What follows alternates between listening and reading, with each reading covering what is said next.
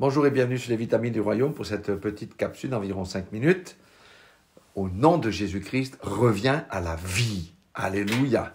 Avant de prononcer des paroles et d'expliquer de quoi il s'agit, j'aimerais vous parler de l'hiver. Ici maintenant en Suisse, nous sortons de l'hiver. Ça veut dire quoi concrètement? Ça veut dire que les jours s'allongent, que l'herbe commence à pousser, que la sève qui était enfouie dans le sol, dans les racines des arbres, remonte dans les arbres et elle commence à irriguer les branches et tout ça. Les bourgeons commencent à naître, etc.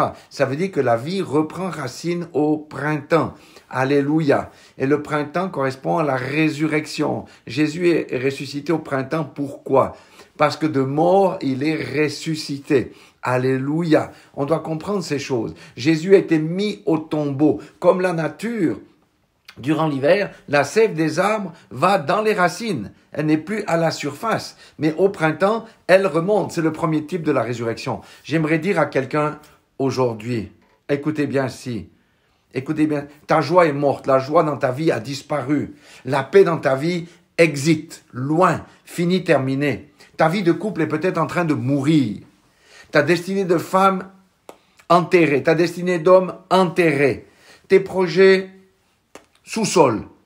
Il y a beaucoup de choses, il y a beaucoup de personnes qui ont la mort en eux dans différents aspects de leur vie. Le premier amour pour Christ a disparu ou est prêt de disparaître. La vie de prière, n'en parlons plus. La méditation de la parole, morte également. Il y a beaucoup de choses qui sont mortes dans les personnes.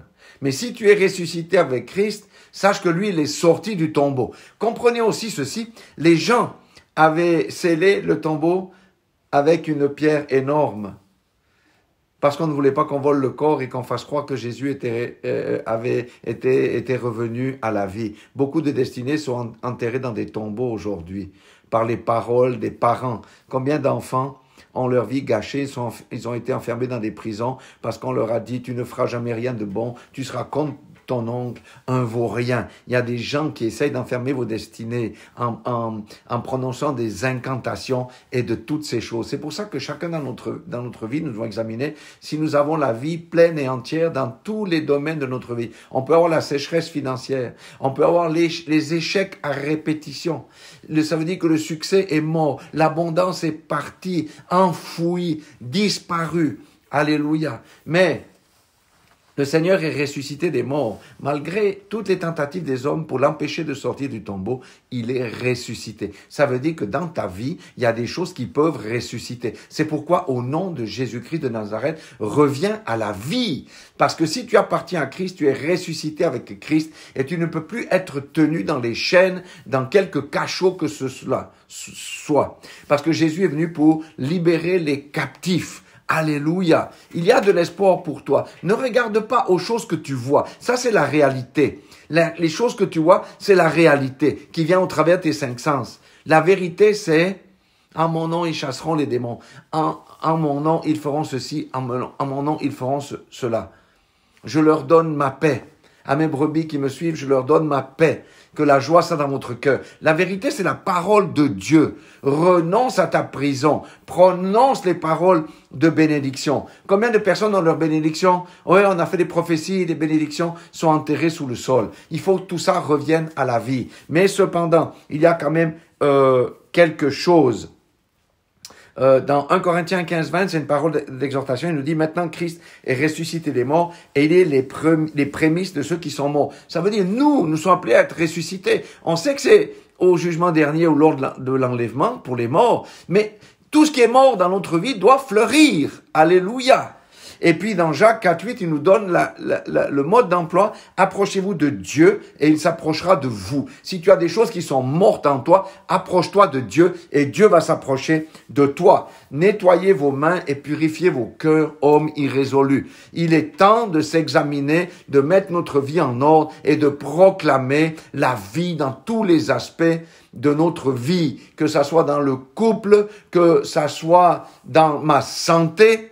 Oui, la santé doit revenir à la vie pour certains, que ça soit la joie qui a été remplacée par la dépression et toutes ces choses-là. Tout doit revenir à la vie parce que tu appartiens à Jésus-Christ et il est écrit. Fouille la Bible Cherche les paroles qui amènent la vie dans ta propre vie et tu seras béni. Alléluia. Voilà le message de la résurrection. La résurrection n'est pas juste une chose qui s'est passée. Non, elle continue pour tous ceux qui appartiennent à Christ et la vie est susceptible de changer. Nous devons prendre part de toutes nos bénédictions célestes qui sont à notre disposition. Mais nous devons aussi nous mettre dans les conditions de Dieu qui nous dit « Repentez-vous, mettez vos affaires en ordre et sollicitez-moi. Ouvrez votre bouche, proclamez, il est écrit. Veillez et priez, il est écrit. » Voilà ce petit message pour Pâques, qui est un moment vraiment merveilleux. Vous savez que la résurrection de Christ est l'événement le plus important de toute la planète. Depuis que le monde existe, c'est l'événement, c'est pas la naissance de Jésus l'événement le plus important. C'est pas les miracles qu'il a fait, c'est sa mort et sa résurrection. Alléluia. Parce que sa résurrection nous donne la vie. Là où nous avions la mort, nous avons maintenant la vie. Mangez ces paroles et revenez à Dieu de toute votre force. Et si vous êtes déjà en bonne condition avec Dieu, dans ces termes, proclamez les choses, priez avec insistance, prenez autorité parce que Jésus nous a aussi donné l'autorité. Voilà ce message de joie, un peu plus long que d'habitude, mais soyez richement bénis dans le nom puissant de Jésus-Christ de Nazareth.